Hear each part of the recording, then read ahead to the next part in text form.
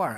Kagagaling ko rin lang na Singapore and then flew to Thailand and then kagabi kasama ko sila. Wala namang nagbabanggit sa amin. Follow-up lang, sir. Mayroon ba kayong initiative on the part of the OFW na magsagawa halimbawa ng parang meeting with the OFWs para bigyan sila ng advice regarding this matter? Again, hindi siyempre yung OWA mag-encourage or even open the topic. Ang pagka kasi una nila ako nakikita, parang hindi yan na talaga nila naaalala. Kuminsan nga kahit walang problema, pagka maglalakad ako, ang iisipin nila, kailangan may iwi, kailangan may scholarship. So we have confined our interaction with the OFWs, with the immediate needs nila. Doon pa rin naman Tuesday, doon pa rin sila umiikot sa mga pangangailangan nila na kadalasan nilang nilalapit sa amin. So kung merong gustong umuwi, at kadalasan kasi ang topic namin becomes really very light dahil nauuwi ito sa sa tawanan. Alam niyo naman ilang taon na rin ako dito, kaibigan na ang trato ko diyan sa mga OFWs natin. Next question. Alvin Baltazar, Radyo Pilipinas. Hi Alvin. Hi, Admin. Good morning. Admin, kamusta yung mga kababayan natin doon sa Lebanon? Lebanon. Sa Lebanon. Ilan pa ba yung mga hindi pa na-repatriate? Okay, ganito ito lang kasi I really hope that you can help us out here. Ang pagre-repatriate, hindi naman yan nangyayari each time lang na meron kayong mababalitaan. It's a daily thing na ginagawa ng OWA at ng DMW.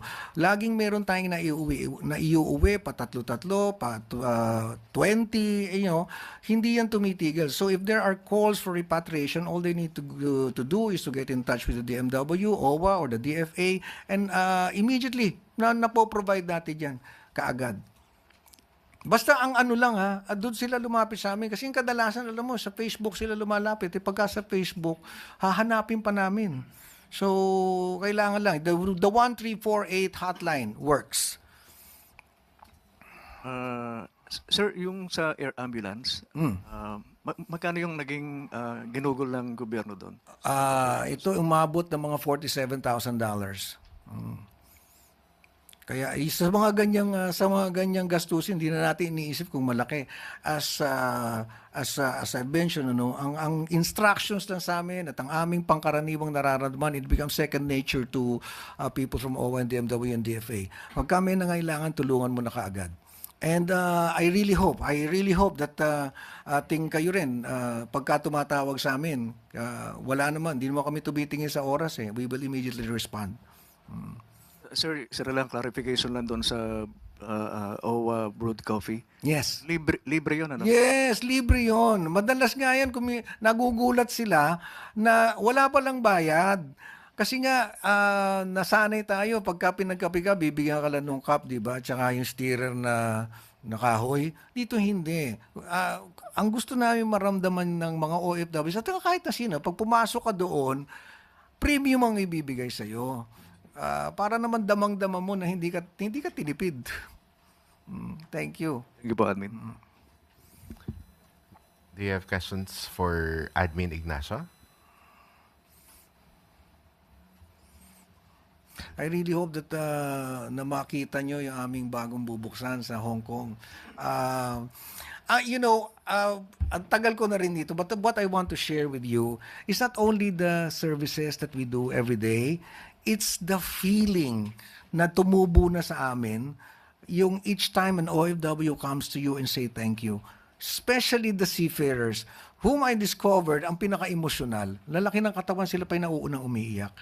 Just to say thank you. Kaya alam nyo yung mga pinag-uusapan sa social media na mainit, pagdating doon sa aming daigdig, hindi naman ganyan ang usapan. Kung ano lang yung basic nilang hinihingi at ang marireport ko sa inyo, yung pag nag-responde tayo, napakaganda ng aming exchange. I really hope that we can translate that into words because yun na ang naging buhay natin with the OFWs. And I'd like to think and I'd like to say that a lot have changed and lalo na sa ating pagresponde at pag-aasikaso rin. Hindi lang nung binibigay, kung hindi pag-aasikaso rin nung kanilang nararamdaman. Sir, good morning. Sir, maghingi lang po kami ng update doon po sa OFW's ID, kung meron na pong update doon. What about it? Magre-release po doon. Oo. Ito rin again, I'd like to emphasize, meron din order sa ating presidente na mag-digitalization na tayo. And we have followed that. Kaya kapag kayo ay, yung ating mga OFWs, kumuha na sila, nag-register sila for the OFW IDs, tong e-card. Meron yan available sa Terminal 3, Terminal 1, sa NCR office, at sa mga lounges natin, no?